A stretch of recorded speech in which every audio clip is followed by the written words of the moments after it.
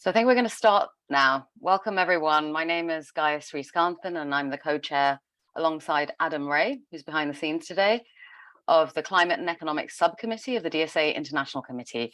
And we're really happy to be able to organize this important panel discussion on the situation in Pakistan and the connected issues of debt and climate justice. Please note that today's panel will be recorded and it will be uploaded on YouTube, and we will share the link with everyone who registered for this call. If you're able to and the chat is working, please feel free to introduce yourselves in the chat and say where you're calling from.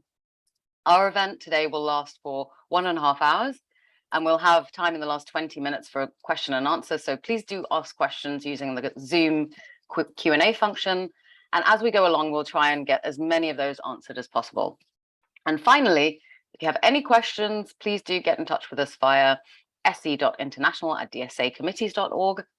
And if you're a member of DSA, we encourage you to join the International Committee so you can work on these issues alongside us. So visit the DSA website to find out more. So we felt it was important to organize a call to discuss the devastating situation in Pakistan for many reasons.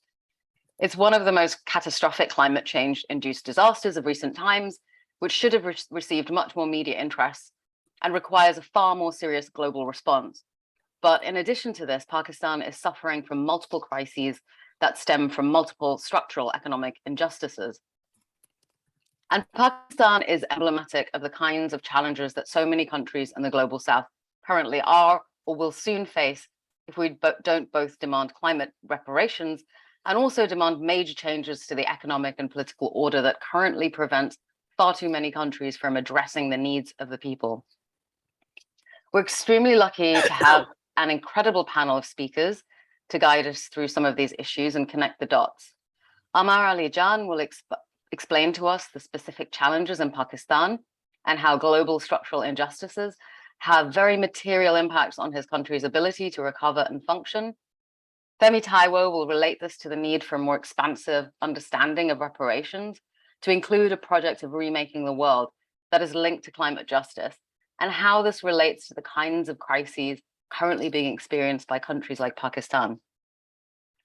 Asad Rehman will explore one angle of remaking the world from the perspective of demands emanating from the climate justice movement, including the call for monetary reparations for the kinds of climate loss and damages suffered by people of Pakistan and elsewhere.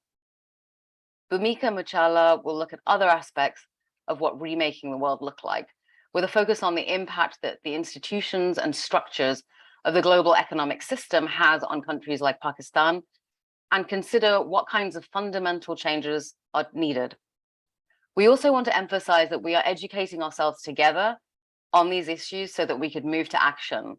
If you are around the Washington, D.C. area next week, there will be actions to protest both the situation in Pakistan and the IMF and World Bank meetings which are happening during that time.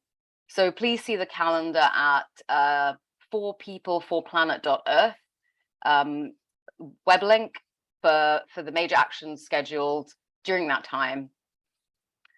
So for our first speaker, I am pleased to introduce Amar Ali. Amar is a professor of history and political science. He has been deeply involved in left political and youth organizing in Pakistan, and is a founder and member of the Haqooq-e-Khalq Party in Pakistan, which evolved from an anti-capitalist movement that is working with workers, farmers, students, and women to build an alternative political project. Amar is also a council member of Progressive International. Amar, thank you so much for joining us from Pakistan.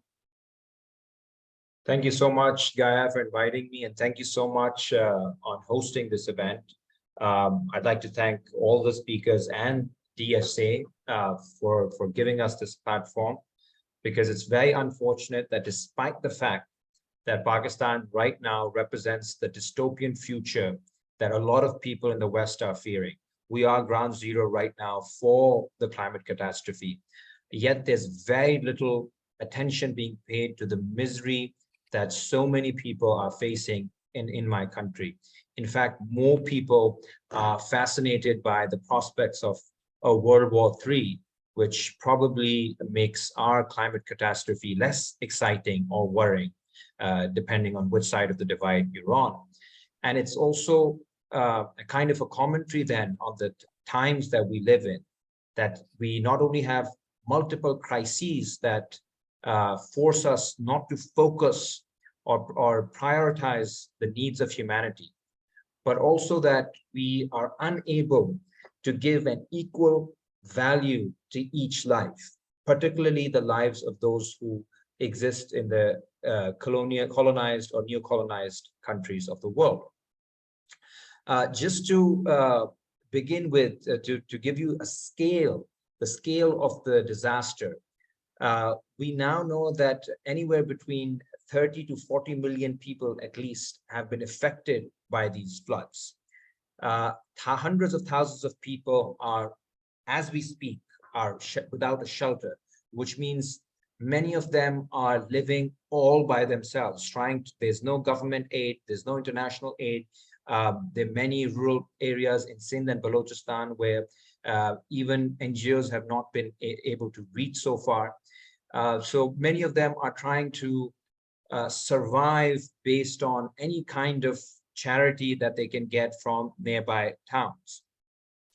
Not only do we have a serious crisis of homelessness that has emerged as a result of these floods, which began in June, we've also seen a growing food crisis.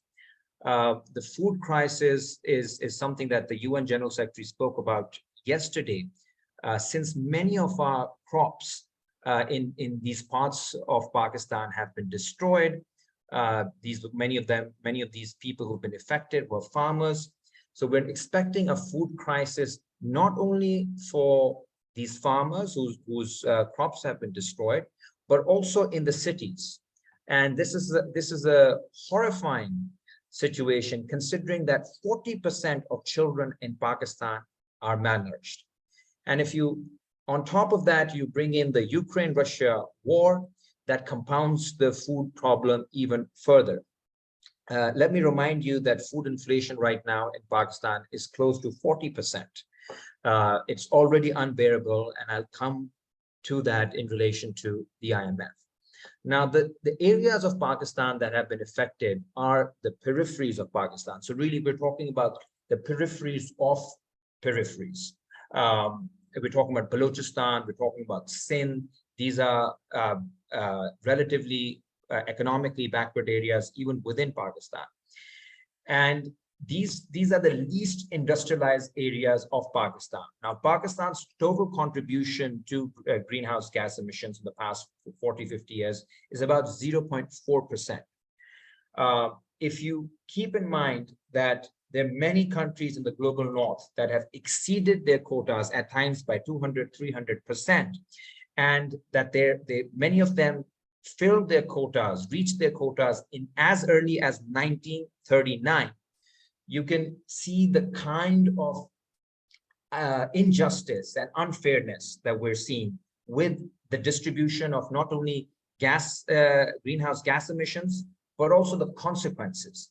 There is a spatial and temporal lag between where the crimes are committed and who bears the responsibility for them, who actually is responsible. Now, these are eventually those who are affected are in villages in Pakistan who are right now have been rendered homeless, but they have contributed almost nothing to the global warming or the climate change that we are witnessing around the world. We also now know that about 100 companies in the global north are responsible for almost 1/3 of emissions over the past 150 years. I think it's a very important thing to remember that when we talk about something like a climate catastrophe, a disaster, we should not put it as some kind of a human disaster that can only invoke pity. I think it's very important to talk about this political economy, this history of the climate crisis, where you can clearly see that there are actual villains involved. They have names, they have addresses, you can locate them on the maps, and it is part of this larger history of a destructive model of development whose consequences are being borne by our people. Here, I would also like to mention another horrifying fact that was put forward recently by Professor Utsa Patnaik from India, where she calculated the cost of colonialism to our region, to the subcontinent. And considering the kind of loot and plunder the British Empire did in India, the cost in contemporary dollar terms, according to Professor Patnaik, is about $45 trillion. $45 trillion. It is an unimaginable amount for people here in Pakistan, because we have lost close to $20 billion in floods. And now already people are saying that Pakistan may never be able to recover from these floods because of the damage being done. Now, this colonial plunder is extremely important when we're talking about climate change, and is intimately tied to the climate crisis that we're witnessing right now. Right now, Pakistan needs fiscal space. And I think other speakers will talk about reparations, and I'll end it with that as well in a bit. But Pakistan requires fiscal space in terms of debt relief, in terms of reparations, in terms of aid, in order to rebuild homes, in order to feed its populations, and most importantly, to actually provide healthcare to these people. We have outbreaks of malaria and dengue in all the flood-affected areas. Only 2 days ago, 6 children of a family died because of malaria. 6 dead bodies, and the father was interviewed by one of the famous anchors we have. And by the end of it, he was just like, I just need help, some assistance in burying them. I don't even have any emotions left. I can't even grieve this anymore, because he had buried so many of his own children. This is the situation that people are in. This is the kind of financial catastrophe and human moral catastrophe that we're seeing. But what is even worse is that while the floods were happening, international financial institutions such as the IMF acted on behalf of creditors in the global north and pushed Pakistan to administer further austerity against its own people. In July, we saw massive price hikes in energy prices, fuel prices, in medicine, which meant that by August, there were protests happening in cities against inflation. Inflation touched 43% in August. So instead of debating reparations or this history of exploitation, the IMF was willing to punish Pakistan for not following the neoliberal diktats that it had given, which meant that the IMF was saying, you have not done enough to squeeze your own population. So this compounded the problem. We have $27 billion that we have to return this year. That's part, which is what's due this year. And Pakistan simply does not have the capacity, financial capacity, to repay these loans. Yet, there is a very dangerous nexus that has emerged between the elites in Pakistan and the IMF. The elites are taking about $17 billion per year in subsidies and privileges every year. These are annual privileges. And whenever the IMF wants to squeeze the Pakistani economy, wants more taxes, wants more austerity, it's never the big landlords. It's never the generals. It's never the big industrialists. It's never the bureaucrats, never the judges who are taxed even 1 penny extra. The crimes of financial creditors and our local elites are all imposed on the shoulders of ordinary people. And this is criminal in any case, to cut funding for education, to increase fuel and energy prices, to increase food prices. But at a time of climate catastrophe, this is a moral catastrophe that we're seeing. And in that, you have an alliance, an intimate alliance between elites in the global south, here, specifically here in Pakistan, and international financial institutions. I would just like to move towards the question of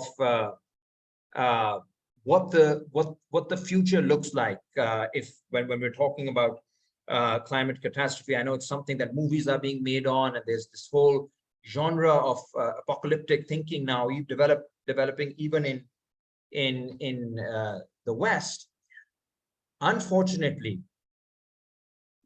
even if climate catastrophe hits, it does not necessarily mean that it will lead to grand changes in society. We are a society, globally, there's a global apartheid that we're seeing where people can move on. It's part of this kind of TikTok or social media mentality that you get bored with one incident. The incident is, okay, 30 million people are displaced. That's one incident. Then you move to the Queen's funeral. Then you move to some other instance somewhere else. Even here in Pakistan, politicians have been fighting over who will rule Pakistan and have been talking less about the floods. We are seeing a whole regime of disposability of human beings emerge, that there are certain lives that can be discarded, that can be rendered disposable, and that can be forgotten, that need not even be mourned. What people are fighting over is, and I think this is a very important fight in the coming years, is that those who are being created into disposable bodies, they are fighting for recognition. They are fighting for the right to be heard, to be recognized. And we're already seeing protests emerging in Sindh, Balochistan, South Punjab. And I think this fight will resonate with people around the world who will join Pakistanis today in demanding reparations and debt relief for Pakistan. I think this is not a nationalist call. This is not a call for just for Pakistan. This is a call to rebuild the alliance between progressives, between socialists, between humanitarians, both in the global north and the global south, who are fighting the common enemy of militarism, of fossil fuel capitalism, and of international financial institutions that never really served us, but now have become completely rogue. Many people would say that this is impossible, but if we remain within the framework of the status quo, we are headed towards a complete disaster, which could even lead to annihilation. Today, being practical and reasonable means demanding the impossible, which is the dismantling of capitalism and these financial and colonial institutions that have sabotaged the lives of millions of people, and to demand reparations in order to build a more just world. Thank you so much. Thank you so much, Amar. And that was an excellent way to round it up from your part. And I think we'll move on quite seamlessly now to Olufemi Taiwo, who will speak to that sort of more expansive need for us to change the underlying system. Femi is an associate professor of philosophy at Georgetown University. His work draws from the Black tradition, anti-colonial thought, German transcendental philosophy, contemporary philosophy of language, contemporary social science, and histories of activism and activist thinkers. His first book, Reconsidering Reparations, argues that reparations should be viewed as a world-making project, and as such requires climate justice. Femi, would be grateful to hear your reflections on what Amar has said.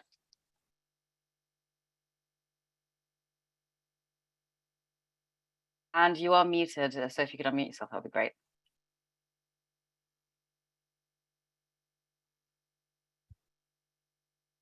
Can you hear me now? Yes. Okay, great. Sorry about that. I was just saying, thanks, Gaia, for helping put this together. Thanks, Amar, for starting this out in a really helpful way. I want to just follow up on a few of these points. First, maybe I'll just say a little bit about what I think about reparations in general. And it really is reparations that I have a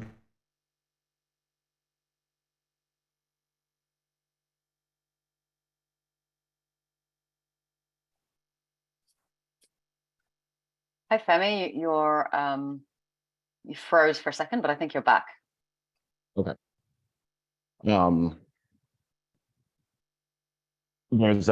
There's been a long history of agitation for reparations and in response to the colonial and capitalist system colonial and capitalist world system that has developed over the last few centuries. The particular view of reparations I have is just one that I would describe as a constructive view. This idea, like Gaia said, that the best approach to reparations is to reconstruct that world system. I don't think that's, of course, not a new view. There's a long history in African-American thought of building collective structures in response to racial capitalism and trying to get the institutions, the corporations, the colonial nation states that have been most responsible for upholding this system to pay their share of that constructive project. Even the connection to climate and ecological justice is, of course, not new. Whether we're talking about the People's Agreement of Cochabamba or the Caribbean Community of Nations, talking about the history of racism in connection to ecological goals. But I think where this comes from is the kind of view about history that Amar was talking about. In the context of climate justice, there's often talk about emissions, which is important. Places like Pakistan have contributed very little to the emissions that are driving a lot of the ecological dimensions of this crisis. And so it's especially perverse that places like Pakistan are the first and worst hit by the climate impacts. But I think also important are the aspects of the political structure that Amar brought up that explain why capitalism is so locked in. And with capitalism are the patterns of production, regulation, and political power that protect polluters and prevent us from changing the way that we produce energy, changing the way that we organize labor in ways that are actually compatible with staying on the planet. And so the same history of colonialism and capital accumulation that explains the drain of trillions of dollars from places like South Asia to colonizing powers is the same explanation of the climate vulnerability that places in the world are going to face. And I think it's really important to try to think of this in the most literal terms possible. The Dutch Empire, one of these empires that was part and parcel of the last few centuries of the construction of this colonial capitalist world system.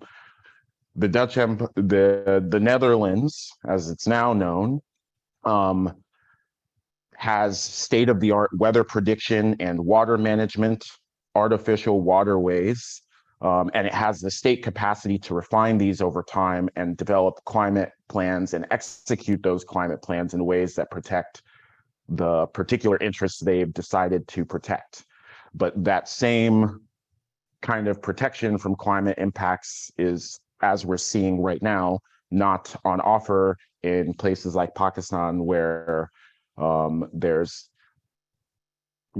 been apocalyptic levels of flooding. And of course, as Amar was just explaining to us, flooding doesn't just mean the destruction of water, but it means all these other kinds of destruction that come with it, the vulnerability to malaria and dengue, the homelessness caused by the destruction caused by the water.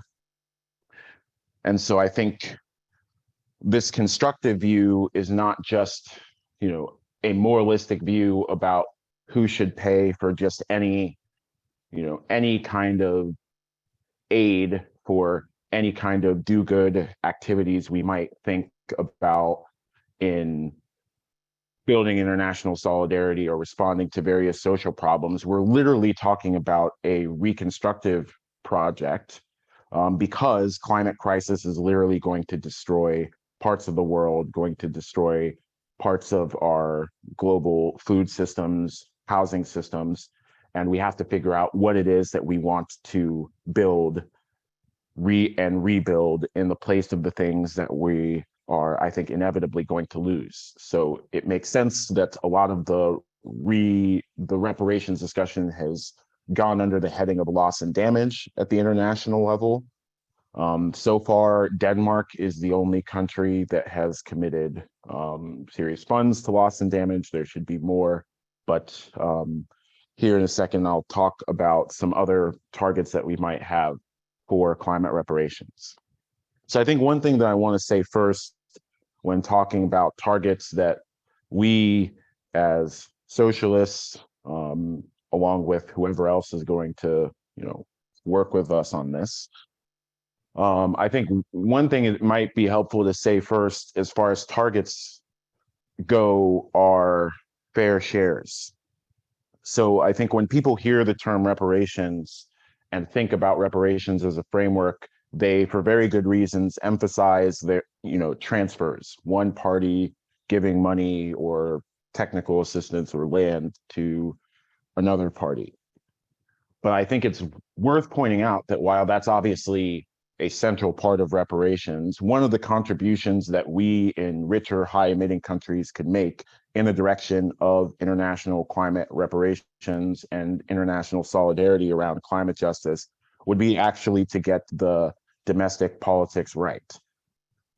Fastest decarbonization should happen in the highest emitting countries, and that would in and of itself create more space for flexibility in the global south. It would effectively be part of a transfer of the global carbon mitigation burden that would actually go in the right direction relative to the status quo, which is putting all of the burdens on the global south. I think things that we could do in the direction of meeting the fair share of climate mitigation targets in the global north would include nationalizing fossil fuel companies and either stranding their assets completely or repurposing them for the goals of decarbonization rather than continued fossil fuel production. And I think this should center around, whether we nationalize companies or not, just transition for energy workers out of destructive ways of producing energy and into better ways of producing energy. And the standards with which we do that are, I think, of pretty serious importance.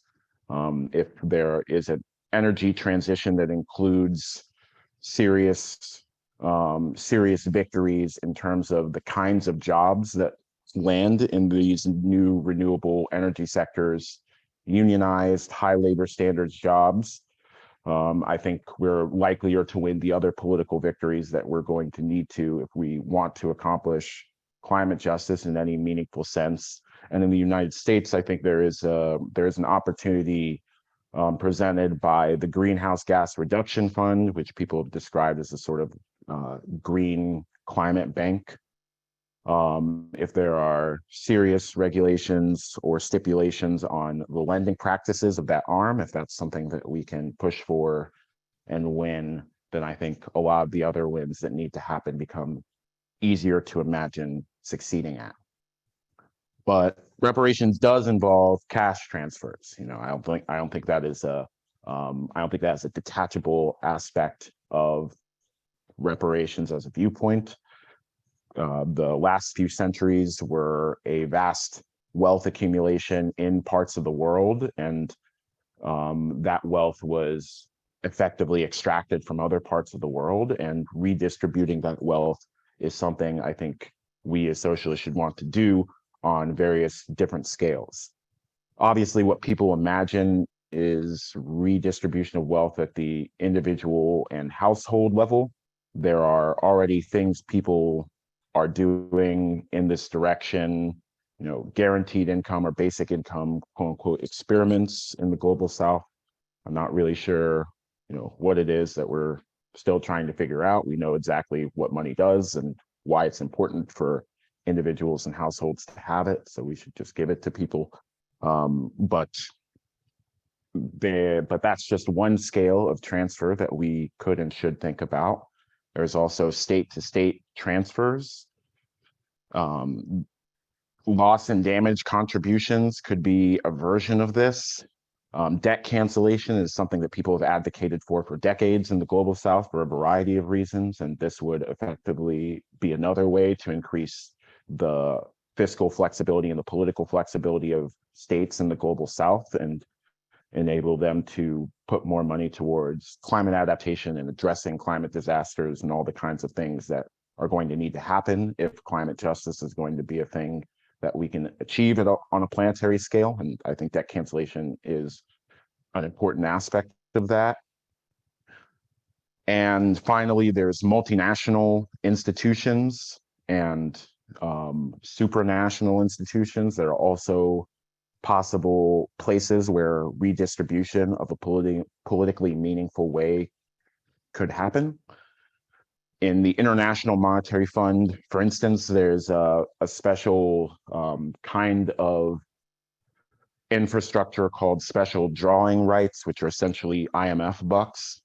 And the International Monetary Fund as an institution could just give them, or give the bulk of them, I should say, to global south countries. They don't do this, of course, because it's built into how the IMF works, that rich countries of the world have more power over the decisions that the IMF does. So alongside trying to challenge how those institutions redistribute capital on a global scale, we should also think about challenging how decisions even get made at that scale in the first place, whether that comes down to challenging the IMF voting rules or whether it comes down to reconstructing it as an institution, or whether it comes down to constructing entirely different multinational institutions that would compete with it. Something needs to happen, I think, at that level of scale. The economist Dongo Samba Silla puts it, a Bandung Woods conference that would advance maybe a South-South, or at very least a more South-friendly version of an international economic order on a planetary scale. I don't have too much time left, but I do want to say a few more things on the level of tactics. What kinds of things could we support that would build the sort of power outside of these institutions that could actually challenge their behavior? I just want to uplift the Build Public Renewables campaign that's happening in New York, the DSA chapters in New York. I think that's a really incredible opportunity for building the kind of solidarity that would help win all the rest of these campaigns. Divestment campaigns that have happened over the last couple of decades, I think, have effectively challenged where capital goes, and we should continue to do those. Ratepayer strikes like Don't Pay UK are also a kind of thing that we should look into, challenging utility companies directly.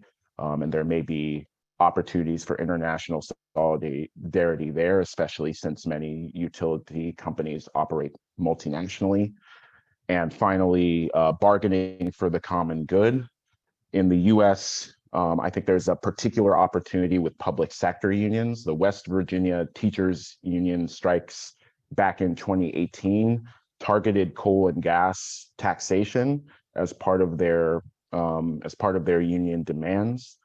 And while I don't believe they won the particular tax that they had fought for in that campaign, they did win wage increases for all state employees across the state, which shows that it's possible for public sector workers to challenge working conditions and state policy outside of the particular sector that those workers are in, which demonstrates the power that workers have over the entirety of our social system, and that can be used for international solidarity as well. So I think we should pursue all these avenues, and I'm grateful for the people who are already working on all those. So I'll stop there. Thanks, Gaia. Thanks, everybody, for being here. Thanks so much. Thanks so much, Femi. That was really great. Thank you particularly because I know you're traveling this morning and need to leave us right now, but you gave a really practical contribution of what we in the global north need to be pushing for in our activism, which is really useful, I think. I just wanted to remind everyone to keep asking questions in the Q&A function or in the chat as we go along. So next up, I'm super pleased to introduce Asad Rahman. He's the executive director of War and Want, where he organizes to put an end to poverty and injustice. He was formerly the head of International Climate Friends of the Earth and is the spokesperson for the COP26 coalition of civil society and union movements that was formed around the Glasgow climate talks last year. He has decades of experience in movement organizing for climate, racial, and economic justice. And Asad, we'd love it if you could expand on the broader climate justice aspects of this issue.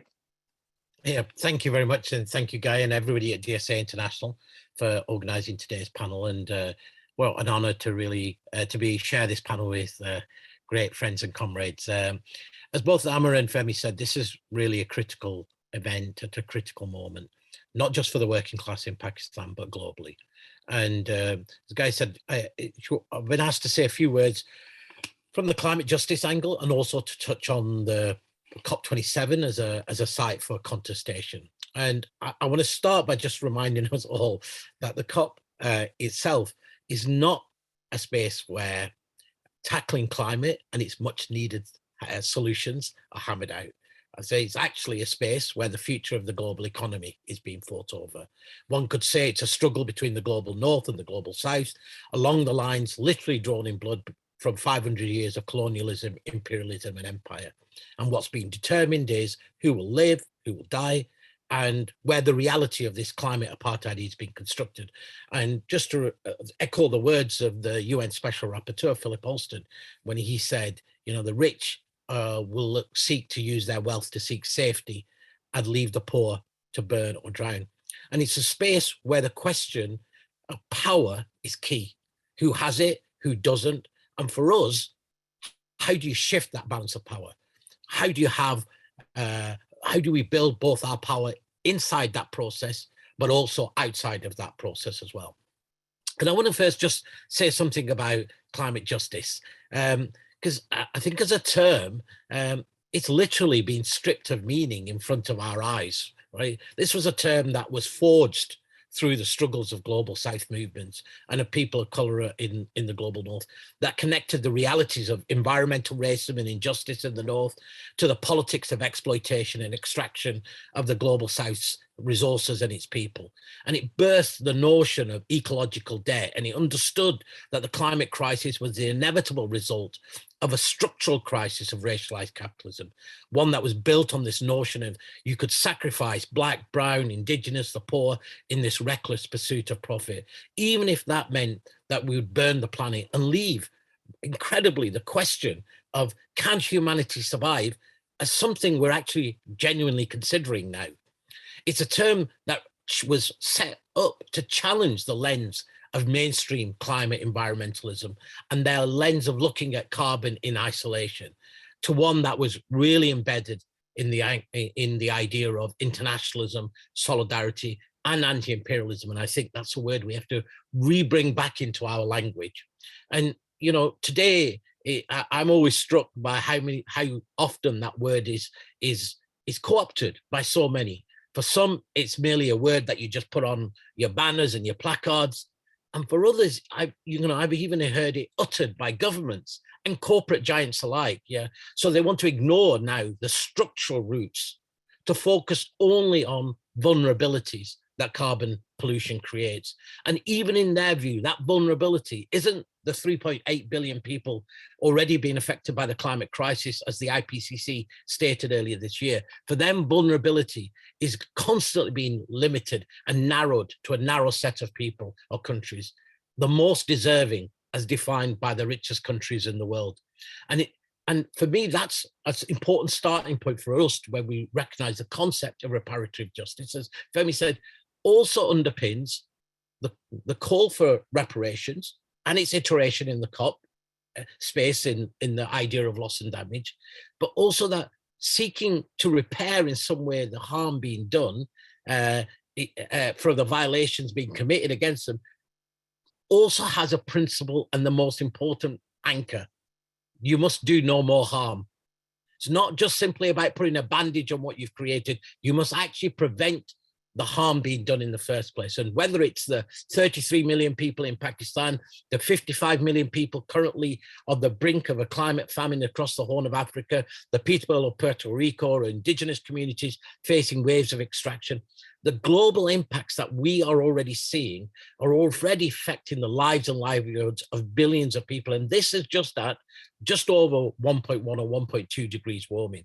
And yet, despite every warning, every alarm bell, every science report, we're currently on course for a warming of the planet that is going to head towards at least 2.7 degrees warming. That it will literally leave the majority of the world, particularly in the global south, unlivable. And that is, of course, if every single pledge is met to cut emissions.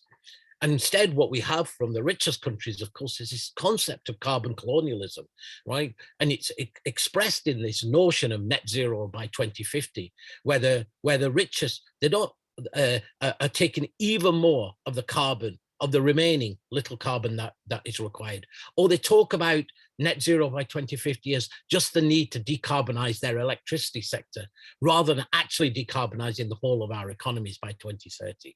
A net zero goal that requires imaginary technology that's not even been invented to suck carbon from the atmosphere. And even to that would still leave us with a 1 in 3 chance of breaching the 2-degree target, let alone the 1.5-degree target. And that again is if every action is taken. There is no public policy in the global north that would be constructed on the basis that there is a 1 in 3 chance of every train, every bus crashing and affecting its citizens. But that is actually the starting point of how the global north views the reality for the global south. And you know, the UN Standing Committee on Finance recently reported that costing just 30% of the pledges made by countries in the global south, they would need to support between $5 and $11 trillion. And that's, I want to put that's the scale of what we're looking at, just in terms of just 30% of emission reductions. And yet, as we know, the United States, Canada, the UK, the European Union, Australia have all announced carbon bombs, expanding new oil and gas that is going to blow through the 2-degree target by themselves, let alone anybody else in the rest of the world. And you know, the latest climate science is telling us that we're going to touch 1.5 by 2023, and that the actual 1.5-degree target is likely to have been beyond our reach within the next 5 years, and potentially only two decades before even the 2-degree target is beyond our reach. So the scale of both urgency and ambition is very, very, really critical. And I absolutely agree with Femi that one of the key things, of course, is countries doing their fair share of action, is how we anchor our discussions around climate reparations. Instead of what they're saying is that the principles of polluter pays or common but differentiated responsibility and respective capability must be replaced now with this idea of common responsibility. Yeah, so we can erase all dimensions of inequality and injustices that have been baked into the system, the wealth accumulation that allows the difference between what happens in Pakistan, where Pakistan has damages between 20 and $30 billion and goes cap in hand to the IMF, and when a flood hits just 2 of Germany's 16 states, that the German government can immediately announce the next day 30 billion euros for climate adaptation, for early warning, and to support the impacted communities that were there. That's just the reality of course, those inequalities. Secondly, I think it's really important when we're talking about loss and damage in this and reparations, is to recognize what the IPCC said. We're already reaching the limits of adaptation, and that for many countries in the global south, locked into debt, facing a global cost of living crisis, a hunger pandemic, a health pandemic, which of course also further exposed those inequalities and injustices. Yes, within our own societies in the global north, but also between the global north and global south. And we saw that very, very clearly with vaccine apartheid, so which made every claim by our political leaders in the global north that no one is safe until everyone is safe ring hollow, as big pharmaceutical companies were allowed to rack up profits of $1 million a minute. And these adaptation costs already are being estimated between $300 to $500 billion a year. That's already been estimated. And the IPCC in its latest report said, that the vulnerability that is 15 times between the richest and the poorest is a result, and they use this word, is a result of colonialism and post-colonial systems. And that adaptation isn't only about early warning systems and floods and better building and infrastructure. Adaptation is also ensuring that people have the right to health and education, to housing, to living wages, social protection, and universal public services. So I want to say that because we should recognize where we're starting from.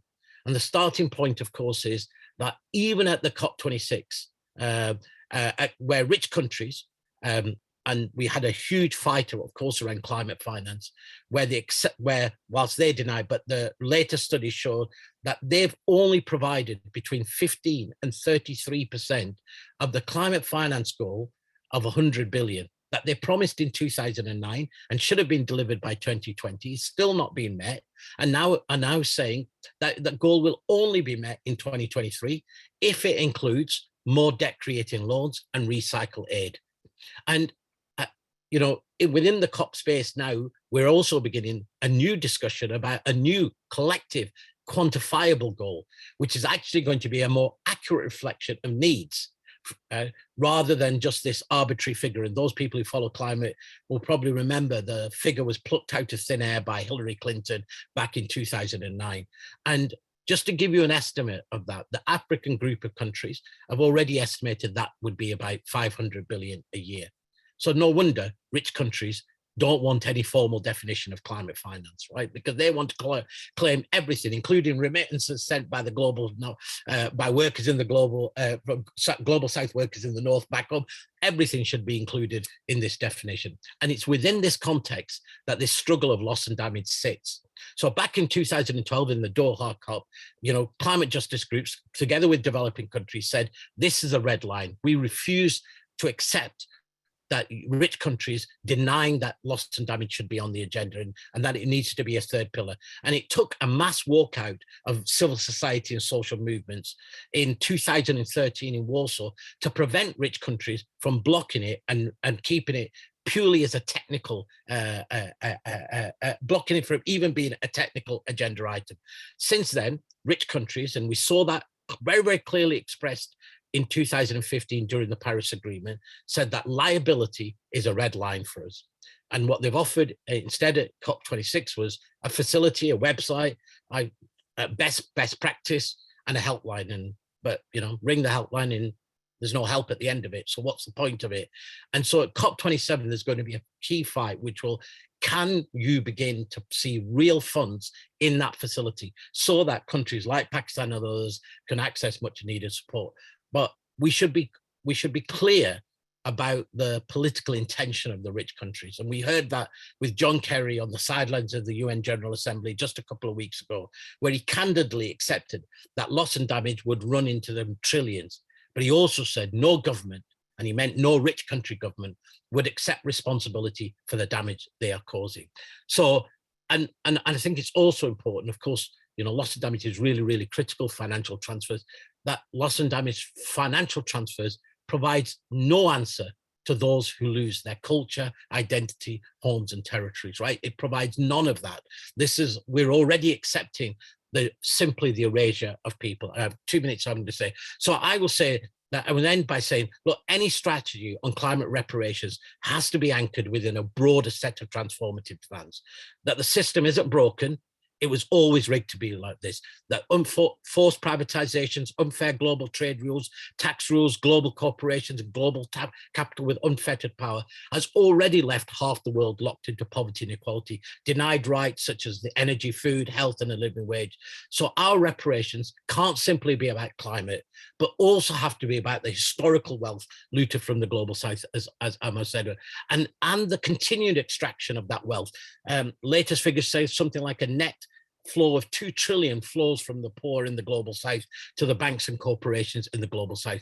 And we all know now we face an internet-connected multiple crises, by the same economic system. And its result, we're seeing happen everywhere. A war on the poor, a war on workers, a war on our planet, and it's a global war. And their only answer to this is the same failed mantra of disaster capitalism, trickle-down economics, as if anything has ever been less true. So our starting point, this isn't a technical fight, it's a political fight. And for that, I do think we should look, again, those in the North, to hope, and hope rests in the global south. We're going to look to Chile, where a movement of movements turned a struggle of jobs and prices to one that said the goal was that the cradle of neoliberalism would be its graveyard. We have to look to Colombia, where a movement of movements united trade unions, feminists, and climate justice groups, ended decades of control by the extreme right. And in the words of President Petro, said that the cause of climate disaster is capital, the cause of war is capital, the cause of poverty is capital, so our war has to be on capital. And as Amar set out, what is being proposed to Pakistan by the IMF is already being played out in real terms in Sri Lanka. Face of multiple crises, the poor were told not to eat. The IMF had told the Sri Lankan government already, weaken labour laws, privatise what's left of your economy, create tax-free zones for corporate giants, and of course, more austerity. I'm going to end by, Antonio Gramsci very, very famously said, now it's the time of monsters. And it is clearly the time of monsters everywhere. But those of us who are in the global North have a responsibility, because it's that death cult of shadowy right-wing think tanks, of corporate money and our corporate giants sits here, that the lair of the monsters sits in the global North. And in this war, we can only fight and only have any hope of winning if we rebuild internationalism and solidarity. And that does mean that we have to connect our climate fright to the cost of living crisis. And it has to mean that we connect our demands domestically to globally. So if we are fighting for living wages in our global North, we should be fighting for them globally. If we're fighting for public services nationally, we have to be fighting for them globally. If energy and food are a right, they have to be a right for all, owned by us and not for profit. And absolutely, we should have transformational demands about windfall taxes, and that distributing energy companies should be in public hands. But actually, the key for us is that those who extract and generate energy have to be in public hands, so that we can have not just a just transition, but a justice transition, and ensure that reparations are not just in terms of around climate, but for 500 years of injustice. And then we can begin to rebuild a new economy that ensures everyone has the right to live with dignity and in harmony with the planet. Thank you. Thank you, Asad. Inspiring words, and thank you for bringing us in the reparations conversation into that transformative need. And I think that's a good point to bring Bhumika Muchala in. Bhumika is a political and feminist economist and senior advisor at the Third World Network. And over the last 20 years, she's worked on global justice advocacy and analysis, focusing on the systemic injustice caused by austerity, debt, and financialization, and its intersectional impacts on communities across the global South. So Bhumika engages in a range of spaces, from campaigns and resistance mobilizations against IMF austerity to advising developing country negotiators in the G77 group of the UN. Bhumika also does popular education and teaches graduate students. So Bhumika, thank you so much for being here to share with us your perspectives. Speaking of the belly of the beast, you are in DC right now, and I know you're attending meetings around the IMF meeting, so it's really apt that you're joining us from there. And given your vast experience with the very institutions and structures that are currently trapping countries like Pakistan in a downward spiral, it would be great to hear your perspective. Thank you. Great. Thank you so much, Gaia. Thank you for organizing this incredible event today. It's very timely. It's so urgent. I'm happy to be here with all my comrades and longtime friends like Asad. And it's been great to hear Amar and Olufemi.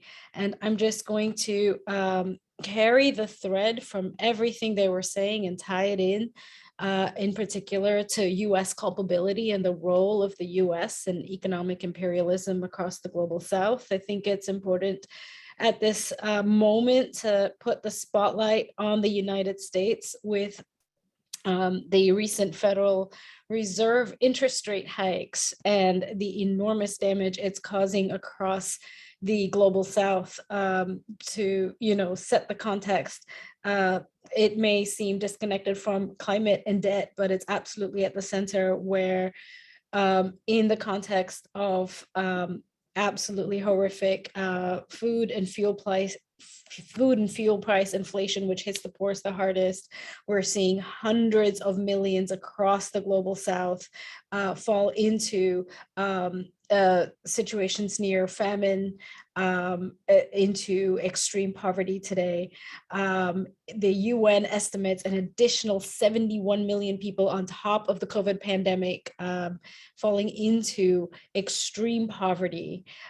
Just, keeping food on the shelves is costing twice as much. And it's not just that food and oil has gotten more expensive, it's the dollars needed to buy them have gotten more expensive themselves. The US Federal Reserve is responding to inflation caused by the economic stimulus here in the United States, where literally trillions were pumped out, where money was created by the US Federal Reserve to respond to the stimulus, to COVID stimulus. And that has caused a wave of spillover inflation across the world, in addition to the war in Ukraine, the two combined. The US news will only really report global supply chain shocks, but it is also the way that the United States exports inflation. Now, with dollars becoming more stronger, the US Federal Reserve just announced last night it will again increase the interest rate, and these are aggressive rate hikes. This means that an average increase of 1% in the interest paid by developing countries today would add 35 billion to the debt payments of low and middle income countries. Average interest rates on new borrowing by developing countries have increased by almost 6 percentage points this year, and that means 3 times the rate of increase in U.S. government borrowing costs. So for every for every $3 the U.S. can borrow, other developing countries can only borrow 1. Their currencies are dropping, and this means a really deep state of economic recession in the South. So here in DC, the IMF is at front and center. We are now in a new era of austerity. And it is very much connected to a debt and austerity trap. We are seeing almost a new era, reminiscent of the 1980s lost decade. Reports are coming out that this is going to be an even more extreme austerity era than after the global financial crisis. In 2021, 134 countries around the world were doing fiscal austerity by reducing their public budgets, by reducing their health and social expenditure, reducing social protection at a time when it's needed the most. In 2022, 143 countries will be enacting austerity measures. The way that this impacts, literally, if you look at the world map, almost every country and region is undertaking fiscal austerity. The human impact is colossal. A new report by colleagues on austerity in the post-COVID era, austerity in the current moment, is looking at 6.3 billion people were affected in 2021, or 80% of the global population. In 2023, 6.7 billion, or 85% of humanity. Now, this is not equally spread out. The populations that are hit the hardest are in Africa. They are in Central Asia, Latin America, and Caribbean, Middle East and North Africa, and South Asia. This is really where it's taking place, not so much in the rich countries where, while parts of Europe do have fiscal austerity, they are able to counter it with some welfare economy measures. So what is behind this wave of austerity? What is really driving? And by austerity, I just want to specify, I just want to make a little bit, just to give you a few examples of what we mean by austerity. It's not simply just budget cuts. That's the very sort of simple and go-to definition of austerity, but it is in particular, reducing social protection, is reducing the public sector wage bill. The public sector wage bill is the part of the public budget that pays public employees, and across the global South, doctors, teachers, nurses are predominantly in that public sector wage bill. It's eliminating subsidies, which you'll hear all the international institutions and economists saying that subsidies benefit the rich and that they need to be targeted to the poor. But we know that subsidies for food and subsidies for basic fuel that are universal do help help working class people and do help rural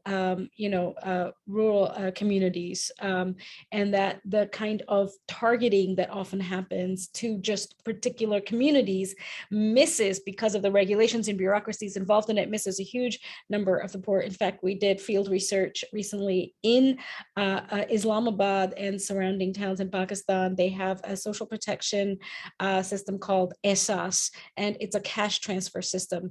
And because the regulations to access the cash transfers under this system are so onerous and have so many requirements, so many women, especially single mothers, we found single mothers and informal sector workers could not access the social protection because they could not show or submit certain sorts of forms. So we know that universal social protection, just like universal basic income, is what works, not this constant rhetoric of targeting social protection very narrowly. It also means privatizing public services, privatizing state-owned enterprises, which is essentially selling off national assets. It means reforming or reducing the pension systems. It means deregulating labor standards, labor flexibilization, which impacts women the hardest, especially women in the informal sector where basic regulations and laws, get eroded, reducing social security contributions. And in particular, in this moment, it is about regressive taxation. And by regressive taxation, it's about these indirect consumption taxations called value-added taxes or general sales taxes. You see it, when you buy something, even in the States, you see a service tax. So value-added taxes, the reason why it is so problematic across the global South today, and this is the key way that the IMF is imposing austerity on developing countries, is that it is disproportionate and it hits the poorest the hardest. If you have a blanket value-added tax on rice, well, it's not going to impact the budget of upper middle class families, but for working class and poor families, it's going to be a much bigger slice of their household budget. So they impact the poor the hardest. They're disproportionate. They disproportionately hurt women, in particular, single mothers, in particular, informal sector women, women in rural areas. And this is almost almost a blanket, it's almost universally across the global South, where the IMF in their loan packages or in their economic policy advice is requiring, enforcing these sorts of increases of regressive taxation or expanding it to rural areas. So for example, in Pakistan, the resident representative of the IMF recently made a news statement on October 3rd that despite the massive flood and damages, despite 30 billion of damages and 38 billion of debt owed to external creditors such as the IMF, World Bank, and the Chinese, as well as other institutions and private creditors. This is due by the end of the current financial year. Pakistan owes 38 billion in debt and 30 billion in estimated flood and damage costs. So despite this, it is quite shocking that the IMF resident representative made a new statement on October 3rd that the policy commitments made by the Pakistani authorities under the 7th and 8th review of their IMF Extended Fund Facility Loan Program will continue to apply. There are no breaks in the austerity conditions imposed on Pakistan for their IMF program. And of course, we know that the IMF program is really not about the loan money. It is about the signaling effect. The IMF acts as the reason why it is so critical in the global economy. It acts as a de-risking agent. It literally creates market access for global South countries when they are in debt distress. signaling to private creditors, signaling to bilateral lenders, signaling to financial markets that, hey, this country is safe to invest in because they are going to undertake austerity measures in order to repay your debt. They will prioritize repaying your debt over and above their health and social expenditures, over and above their public services and the economic and social rights of their people. That we literally give a stamp that the creditor rights will come before human rights. So in Pakistan, the general sales tax is being increased to 17%. Any preferential rates or tax exemptions for unemployed people, for rural households, for single female-headed households will be eliminated. To add to this, we're looking at this kind of a tax imposed on an inflation rate of 26%. It's the second highest inflation rate on the planet today. Pakistan has an inflation rate of 26%. That means the money people have, already scarce, is worth 26% less. And again, to contextualize, Pakistan produces less than 1% of global carbon emissions. And yet for the past 20 years, it has consistently ranked in the Global Climate Risk Index as one of the top 10 most vulnerable countries. So, I want to trace back to what is happening in debt colonialism. Today, the austerity era is being driven by the fact that developing countries, global South countries as a whole, were already in debt distress because there has been a surge of borrowing from lenders. And this surge from borrowing from lenders is not the recklessness or the financial irresponsibility of the global South. Led by the United States Federal Reserve, there was an enormous amount of money that was printed after the global financial crisis. So we're tracing back to just 13, 14 years. And this was called quantitative easing. And this flood of money that was printed by the US Central Bank, as well as by the European Central Bank, it led to a glut of credit in the financial markets. This is not real money. This is the speculative money, the financial economy, which we know is almost 70 times larger than the real economy of actual print money, jobs, wages, production, three-dimensional economy. So you've got a speculative bubble economy that's literally 70 times larger than the real economy in the three-dimensional world. And so what happened was a lot of this money flooded to global South countries, and there was record high debt already in 2019. The pandemic hit. Global South countries had to borrow even more. So here we are today in an era of profound debt crisis. More than 60 nations across the South spent more of their public financial resources to repay creditors, to debt servicing, to repay foreign creditors than they did to their own health and economic recovery between 2020 and 2022. So in the last 2.5 years, the amount of money spent on repaying their creditors has far exceeded the amount of money spent on health and economic recovery. We looked at Ecuador, for example. It's a dollarized economy. For every $3 they spent in external debt servicing, they spent $1 in their public health system.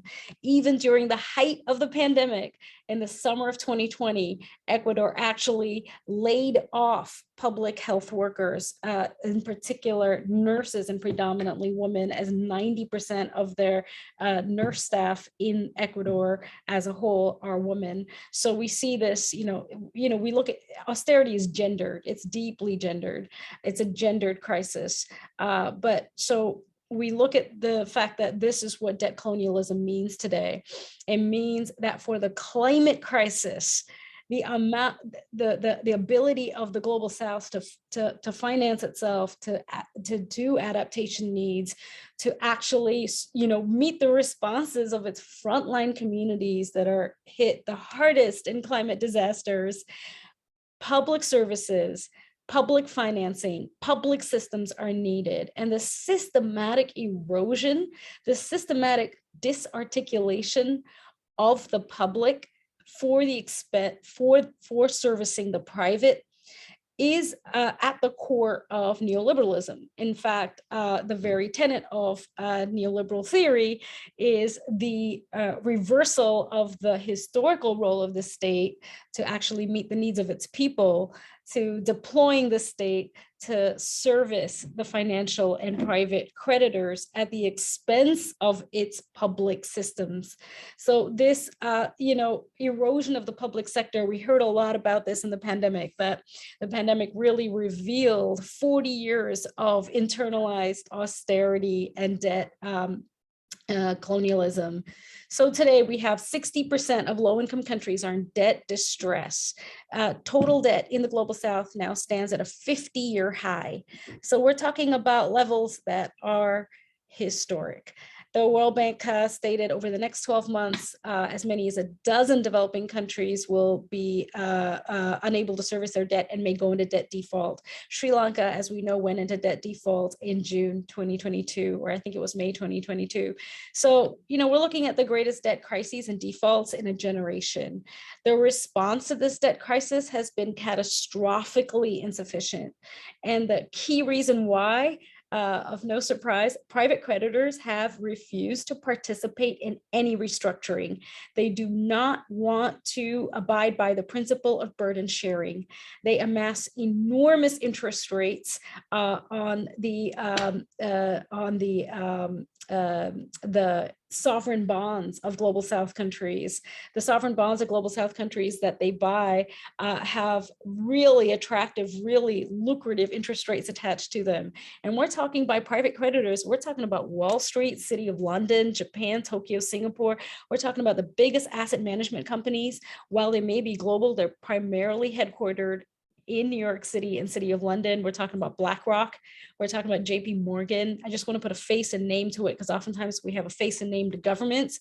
We have a face and name to international financial institutions, but the shadowy world of private creditors is often unnamed. And so I do believe we need to start properly naming them and identifying them. Their information is not public, it's not transparent, and we need to do that. Call like to invoke the Occupy Wall Street movement to really unpack the 1%. So the response to the debt crisis has been catastrophic. They do not want to participate, no principle of burden sharing. And so the kind of solutions we need today, in terms of debt, is to look at the fact that climate reparations needs to center debt solutions. It needs to center the kind of debt cancellation and the kind of debt restructuring that is needed to free up actual real money for climate financing and climate adaptation. Thanks so much, Bhumika. That was fantastic. Yeah. We're going to transition a bit into the Q&A session now, but actually I might keep you up and give this question to you. So there is a question you mentioned, Sri Lanka defaulting on their loans.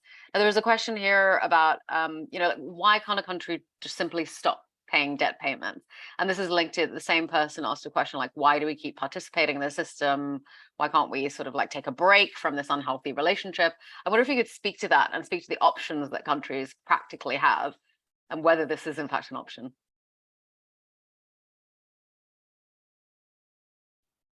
Yeah, no, absolutely. Debt cancellation is the number one thing Global South movements are calling for. The debt justice movement that has been very, very active in recent years is calling for immediate, ambitious, and unconditional debt cancellation. The issue with debt cancellation is that there is this looming threat that if debt is canceled, then creditors and lenders will reduce their lending and financial flows. And this is the kind of looming threat that makes many global South countries not, come forward to ask for debt cancellation. So just to point out the kind of duality where social movements call for debt cancellation, but global South countries themselves usually do not explicitly call for debt cancellation because of this underlying threat woven into the international financial system that if lenders and creditors cancel your debt, then for the next 5 years, you're going to receive or you're going to not be able to access credit. So this access to credit hangs over many global South countries as a threat. And this is where, private creditors have financial markets have inordinate power in shaping the economic policies of nation states across the South. And this is really at the heart of economic imperialism. One of the things we're calling for probably 30 years now is a longstanding call for a debt workout mechanism. So a multilateral framework for debt crisis resolution that involves all creditors, bilateral, multilateral, and private, addresses illegitimate debt, odious debt, such as the debt incurred by dictators and for corrupt purposes, and then provides that kind of fair restructuring based on the principle of burden sharing. Another advocacy call has been that when climate emergencies strike, but also exogenous shocks such as inflation, there is a debt standstill. There's a complete stop in all debt payments. This was proposed by 134 countries in the UN General Assembly under the G77 group. And they proposed this in response to the global financial crisis of 2007 and 8. And literally their text in 2009, their text read, "We need an automatic mechanism for a debt payments moratorium in response to catastrophic events such as climate and natural disasters, health pandemics, military conflict, and inflation." Those were the words in 2009, and it's stunning that absolutely every single one of the things they mentioned in 2009 is happening at the same time today. And I wonder if they had any idea back in 2009 that 12 years later, all of the things that they had mentioned as catastrophic events that may happen would take place at the same time. And of course, to highlight tax, I don't think we've touched upon tax, but the amount of money that the multinational corporations siphon out of the global South into tax havens is up to 70 billion a year from the African continent alone. So we need an international tax body, like a global tax body, where all countries can do some tax cooperation to make some serious financial regulation rules. So at the core of everything I've been saying is financial regulation, really reining in some degree of accountability and some degree of economic sovereignty over the creditors. Thanks so much, Bhumika. That was fantastic. I'm actually going to bring Amar on next, because I wondered, Amar, if you want to respond to any of those kind of questions about like how Pakistan responds in the moment to these sort of like crushing debt responsibilities that it has. And additionally, there was a question sort of relating to, and I think you mentioned in your intervention about the elites within the country and conspiring with elites outside. And it's sort of like, how do, sort of like, what does that mean in terms of the current political context in Pakistan? Like what kind of changes are needed there? Yeah, thank you so much, Guy, and thank you to all the panelists. This was an opportunity to learn so much in terms of the global solidarity that's needed. And I agree with Bhumika when she says that it's not easy for countries to just opt out of the global financial markets. This is part of the neo-colonial dependency that many of our countries have on the global north. Historically speaking, our lands were looted in order to build industries in the global north and to create advanced technologies. And now countries like Pakistan are dependent on many of the essential items. They're dependent on the global north for those. And in order to import them, you need dollars. And this gives huge advantage to not only the US Federal Reserve, but also to creditors in the global north, that they can very easily squeeze any poor country, which is why whenever there is a left movement or a progressive government that comes to power anywhere in the global south, the question is not as easy as simply exiting capitalism. The question is always, how do you ensure that you start transitioning while also making sure that there aren't catastrophic shortages in the economy? So that's the kind of balancing act that every left-wing government in Asia, I work on communist movements in Asia, and every government in Asia has had to face this crisis after the revolution, that you cannot simply opt out immediately. There's always this process of transition, and that's where the debate should be among political activists and economists. Now, this transition would be helped greatly if you had a similar transformation taking place in the global north.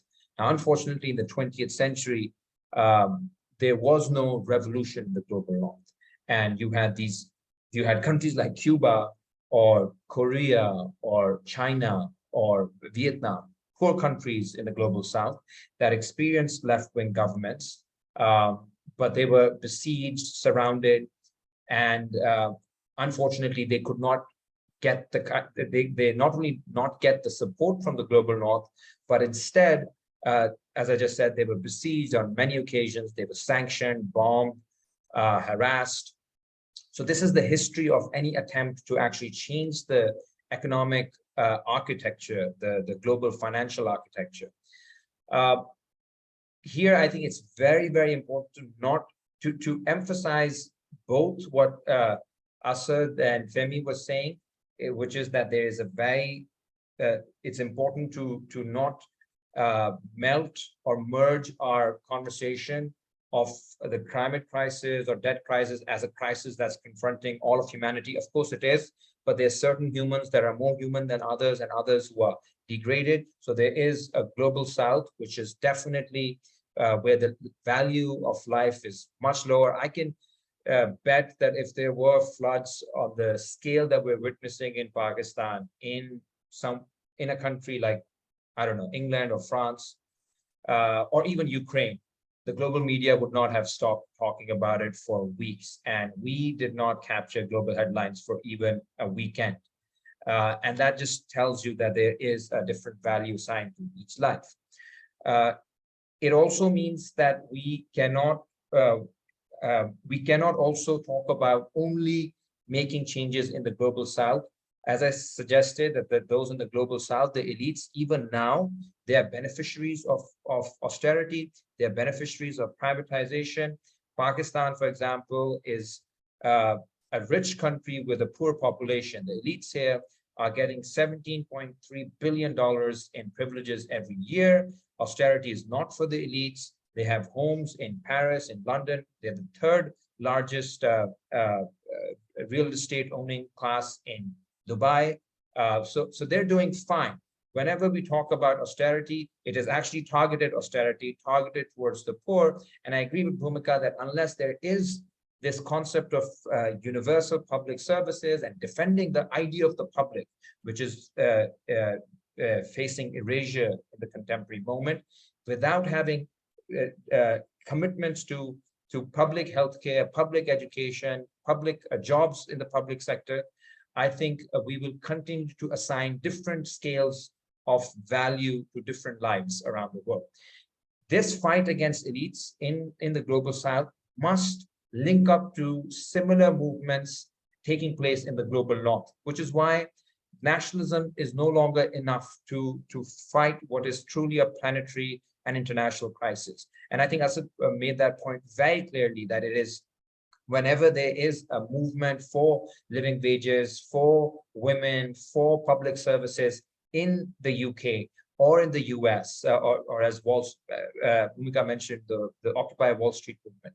These are movements that bring up the specters of the colonial past and give us a possibility of exercising that past, of giving us an alternative imagination of what the relationship between people living in the global north and the global south can be.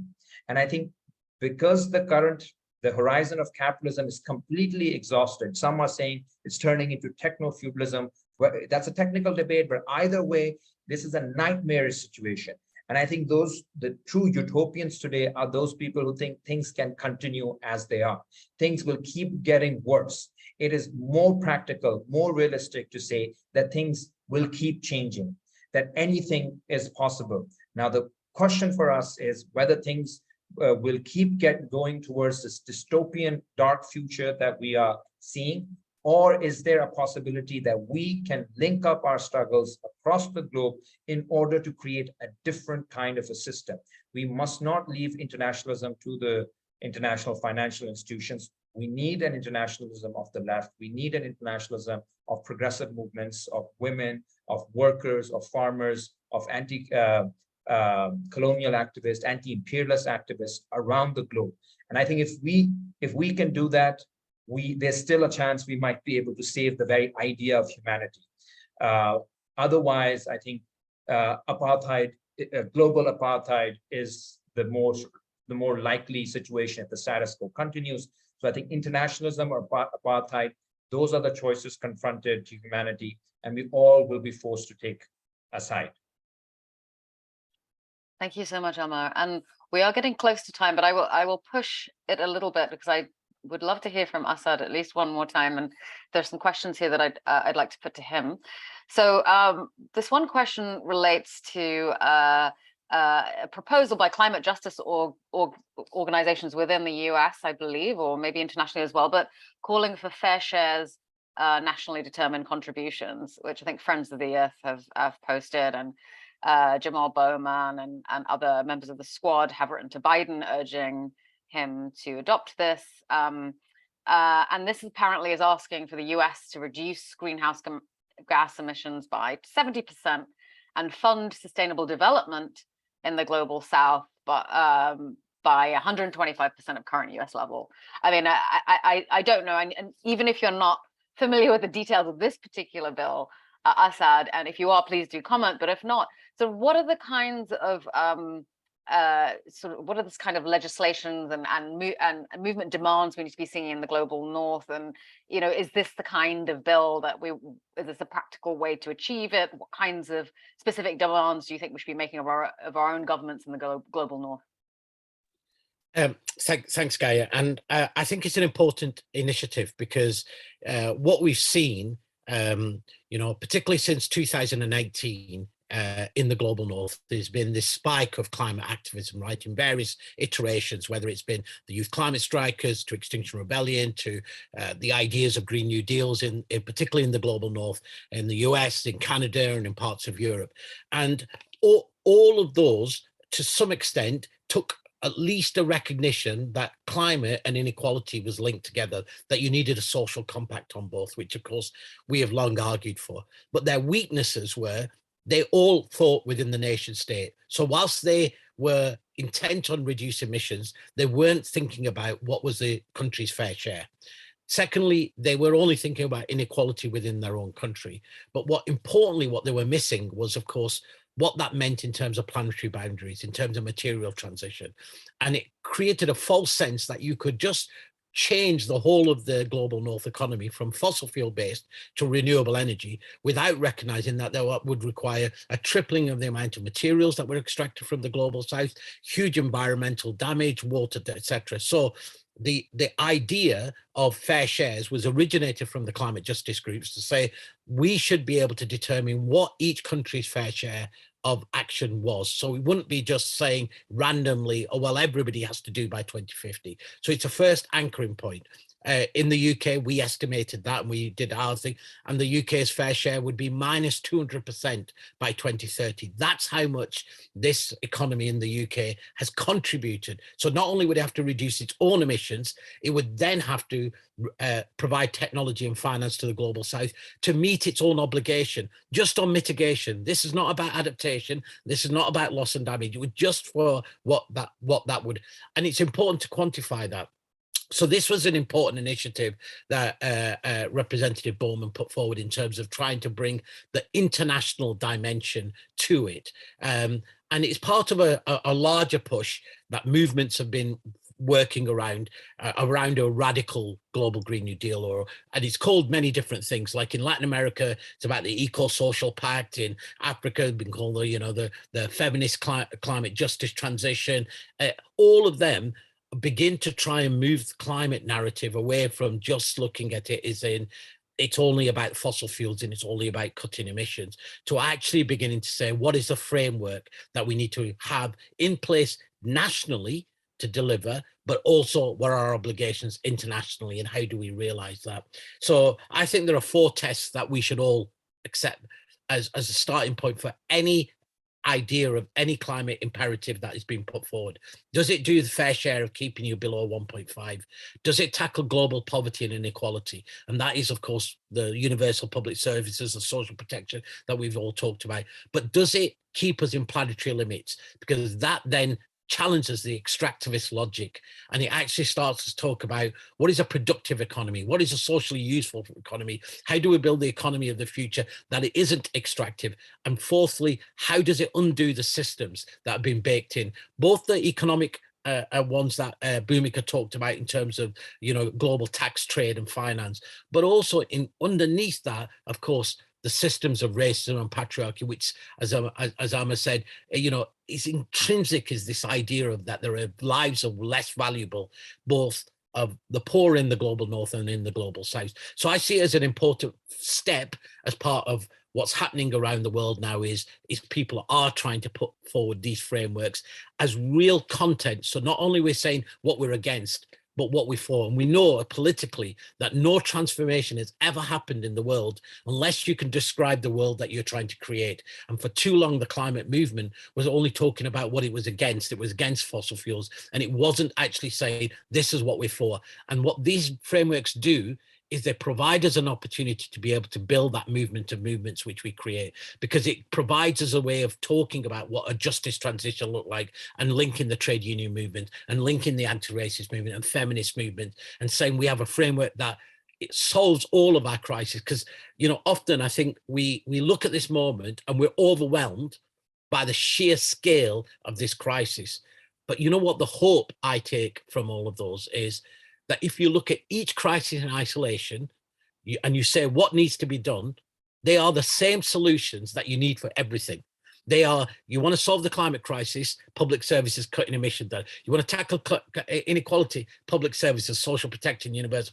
You want to tackle planetary limits, you have to talk about productive. So within that, there also is a huge opportunity. And I know we're running out of time, but it's something that I think is really interesting. In fact, next week in the US, I'm going to be meeting with some of the staff along that to make sure that actually those ideas are also aren't generally inclusive. And what we don't get, and I think there's a worry now sometimes that people think that debt cancellation is all climate finance. No, debt cancellation is intrinsic to our fight around climate finance, but countries need new and additional climate finance to overcome the huge challenges. It's not an either or. And I think this is why it's important for us as political and progressive people to have a really compelling and internationalist narrative, which I think I would argue has to be located in the anti-imperialist logic of what does it mean to have sovereignty. And I think there was a question earlier in one of those is why isn't it that countries have had the ability to have that national sovereignty and be able to focus on their own citizens. I would just remind us all that countries did do that and tried to do that. And Allende was assassinated and overthrown. Lumumba in Congo was assassinated. Mossadegh was overthrown. Every time our countries have tried to do that, they've either been overthrown by military dictatorships or being decoupled and destabilized. And now we are left with elites in all of our countries who accept primarily the logic of neoliberal capitalism. So we have both a domestic challenge, but also a global challenge.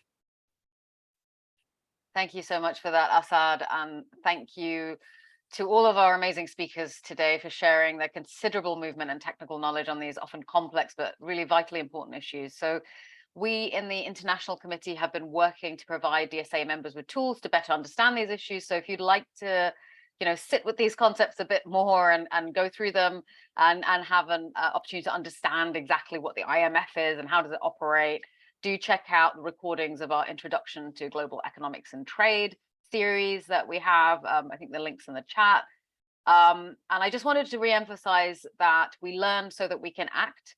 And there is an opportunity for those who are in the East Coast to stand in solidarity practically with Pakistan and other countries during the IMF meetings happening in DC next week. So please check out the forpeopleforplanet.earth link to find out how you can get involved in that.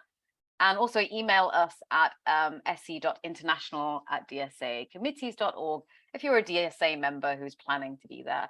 So a huge thanks again to our speakers and to DSA comrades in the International Committee who supported us with this webinar, and also to the speakers who stayed on till the bitter end, the listeners who stayed on till the bitter end. And we look forward to learning and acting with you more in future. Thank you so much.